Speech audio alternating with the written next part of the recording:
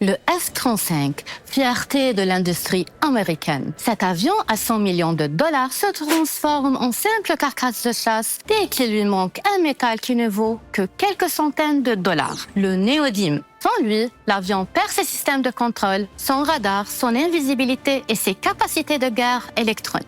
Le Venezuela possède dans l'arc minier de l'Orénoque une réserve d'au moins 300 000 tonnes, comprenant des terres rares et surtout le néodyme, ainsi que le cérium, le lanthan et le thorium. On y trouve également d'autres minerais importants comme le nickel, le coltan, l'aluminium et le fer, tout utilisé dans l'industrie militaire et les technologies intelligentes. Les États-Unis importent la majeure partie de néodyme de Chine. Mais après les droits de douane imposés par Trump, son prix a grimpé de 217% pour les importateurs américains, poussant les États-Unis à chercher d'autres sources. Et quel meilleur endroit pour cela que dans leur arrière-cour, surtout si les prix de l'énergie augmentent dans le monde et que les coûts de transport suivent. Dans une scène surréaliste, Trump s'est vanté d'avoir kidnappé le président d'un État souverain et d'avoir pour projet de gérer le Venezuela et d'extraire ses richesses. Le scénario des colons occidentaux tuant les autochtones dans le Nouveau Monde, autrefois qualifiés de sauvages et aujourd'hui de terroristes. Mais le but reste le même, obtenir le pétrole,